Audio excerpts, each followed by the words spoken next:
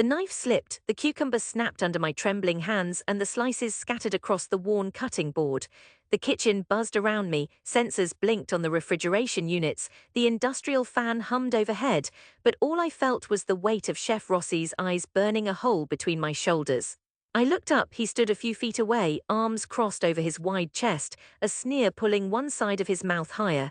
His crisp whites always looked fresher than anything I could pull from my locker, as if the stains feared him too much to linger.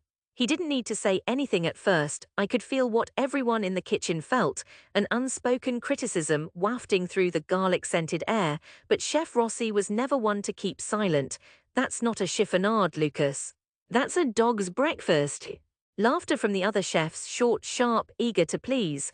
Around me the other cooks kept moving, but their faces shone with grim satisfaction. I was the runt, the hospital pass, and I was about to be humiliated.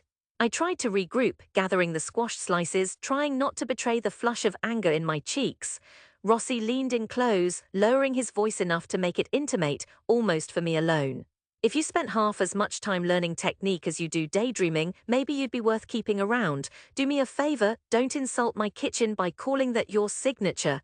His accent curled around the word, stretching it to breaking. He straightened, addressing the room. "Lucas says he's going to be a chef, a real one, head chef, maybe even open a restaurant. Did you hear that?" The line cooks paused, pretending discretion, but their smirks shone under the fluorescent lights. I said nothing, my hands itched to throw the knife down, to shout, to demand they see what I could become. But my voice was stuck somewhere in my chest, trapped behind every petty correction, every late shift where I'd done everyone else's dirty cleaning. Instead, I let the anger simmer, slow and hot. I pulled my hands back to the cutting board and kept chopping, making each slice as uniform as I could. The only serenity I felt came from the rhythm, knife up, down, up again, falling into the silence of focus while Rossi's laughter faded behind me. Later, I caught the train home, the city's sodium-lit back streets shining through grimy windows. I pressed my forehead to the glass, felt the tension vibrating in my jaw. All my life I'd been told my dream was ridiculous. My parents. "Cook in a real kitchen if you want, Lucas, but don't waste your life chasing TV fantasies." My cousins, "You, a chef, mate, you're barely a good dishwasher." My mates from the neighborhood with their real jobs shook their heads. "Why not be a tradie? Plasterers get paid more and no one shouts at you because of an onion." As the train rocked through the dark, my phone buzzed. A message from Dad. "Hope work was okay. Think about the TAFE plumbing course.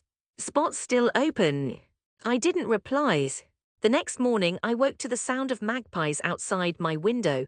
I spent a minute just staring at the blue edge of the sky, willpower leaking away with every slow second.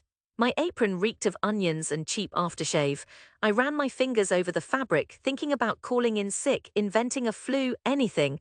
But I rose, dressed, and went in, the way I always did. Every shift was a battle of small humiliations. Rossi's snipes, the way they always handed me the menial prep, the late-night scrubbing. And beneath that, the quiet certainty that none of them, no one thought I had what it took.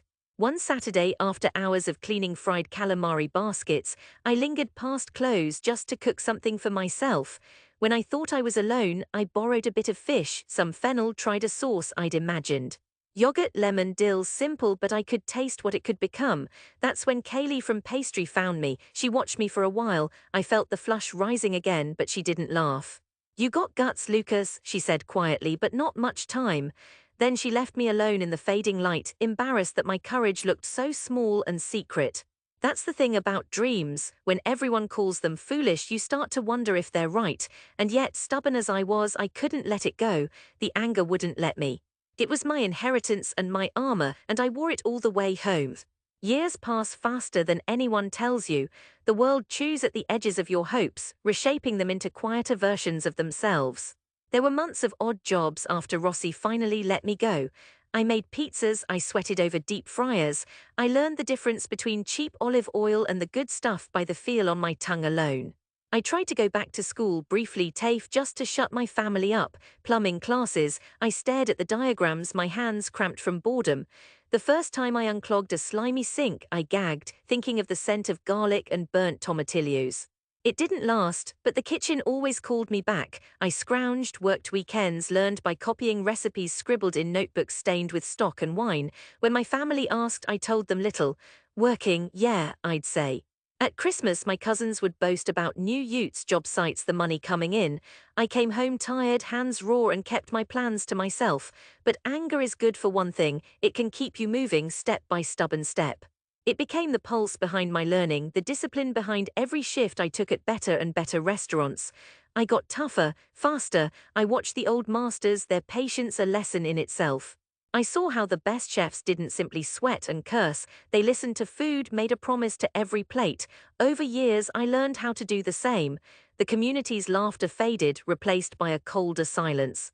I'd see old mates at the pub, they'd shake their heads, half pity, half wonder, still trying that, but I stopped explaining. I let the serenity build inside the anger, making space for it. It took 7 years. 7 years of split shifts, borrowed flats north of the bridge, endless rent. Then, finally, an opportunity. A head chef, a legendary old Greek named Dora, took a gamble on me, offered me the sous chef's jacket at her crumbling spot out in Newton. The restaurant had seen better days, but she taught me to run the kitchen as if it mattered. I brought ideas, she let me fail and try again. I learned everything about timing and trust. About getting the best out of a motley crew, about what made a dish unforgettable. One night after a full house, Dora leaned over and said, "You're almost ready, Lucas, don't wait too long to try." Her eyes were sharp as sea glass. The next year I made my move. I found a space, small, not flashy, tucked away in Sarai Hills. I begged and borrowed for the initial investment, signed papers with a trembling hand. I named it Forage. It had 12 tables, 70 square meters total, and the rent made me sweat at night. Opening week, the press didn't notice, the food blogs skipped over us, but the regulars came back, people started talking. We did new things with seafood, with native herbs, dishes my ma would never have recognized, but somehow still home in the bones. Some nights when the last plates went out, I would stand by the kitchen door and look out at the small crowd, my hands shaking, trying to keep the swirling sense of gratitude and fear in balance. Rossi was a memory by now, but I carried the echo of his laughter with me, even after the first good review came out. Then two, then more people started calling for reservations a week ahead. Still, I stayed quiet with my family. For years, every holiday was an exercise in patience. They'd rib me, "Lucas, you still playing with your little recipes?" Or, "Maybe one day we'll see you on MasterChef," followed by a chorus of knowing laughter. I answered gently, kept the serenity I'd learned, and never once described the taste of a lucky Saturday night atop the city skyline with a well-fed room and the sound of applause at dessert. But the anger, smaller perhaps but alive, kept me aiming higher. It was only after the 3rd year, after Forage made it onto a coveted shortlist, Australian Gourmet Traveller's New Sydney Standouts, did I finally mention it to my folks. Not to brag, just a line in conversation. Dad squinted at me, his rough hands tight around a cup of supermarket tea. "People really pay for that food." "Full house most Sundays," I said. I watched his face calm. The serenity didn't mask the hurt, but I held firm. Mum brightened. "Maybe we should come see it." I shrugged. "Anytime." The idea grew legs. Word spread through the family chat. Soon I was fielding texts from cousins, aunts, even a couple of old schoolmates. "Heard you own that new foodie spot, Luke." Some messaged with a hint of awe, though most clung to incredulity. "You mean it's actually yours?" As if expecting me to admit it was a prank, a mistake. I invited them for the launch of our winter menu, a real event. The team was buzzing. Our headwaiter Gina made jokes about the Lucas fan club, but I knew what was ahead. A night when every eye in the room would judge if I'd really made it, or if that scared kid was still hiding at the back, waiting for another kitchen boss to laugh. That week, Sydney put on her best show, dusk gold on the Pacific, the city streets humming with a sharp, briny wind. I stood outside Forage before the doors opened, pulling deep breaths. The window fogged slightly from the warmth inside, blurring the view of the candlelit tables. It looked for a moment like the scene was underwater, but I walked in, steady, telling myself I belonged here. The first guests were my family. They came in a rolling clump, boots wiping the street off on our new mats. Dad tugging at the sleeves of his only dinner shirt.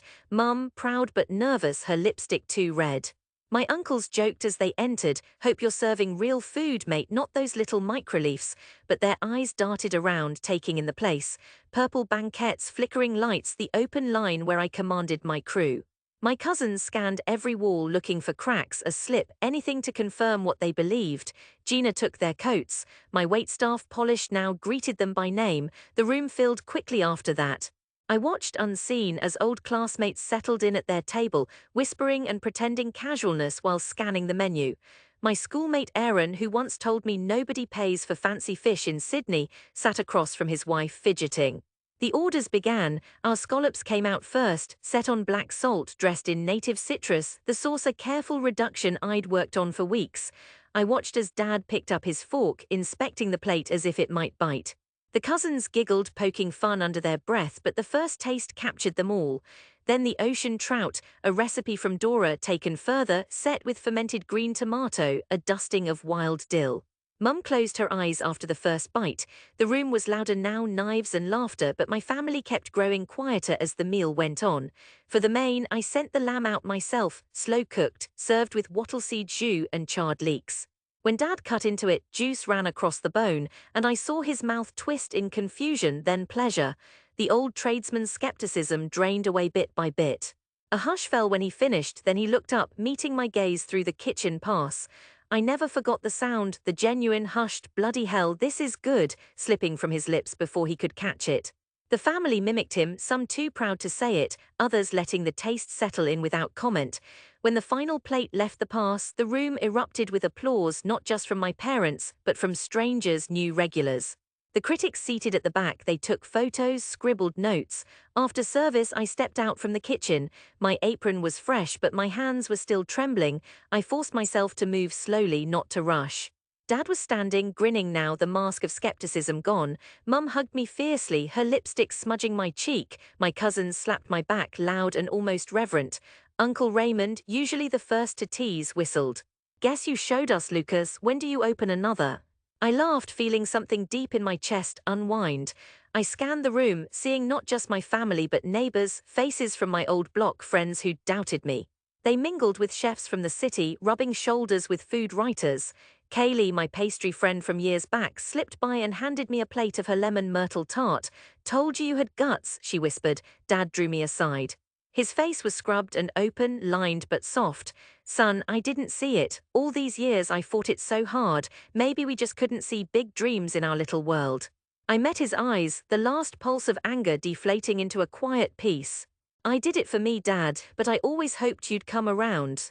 He squeezed my shoulder. "Next Sunday your cousins are coming back. I want them to see what determination looks like."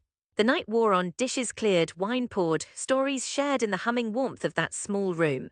My serenity came not from victory, but from knowing I'd persisted through derision, loneliness, all those years of rough hands and silence. I had built something beautiful from my stubborn anger, and that fire had led me home.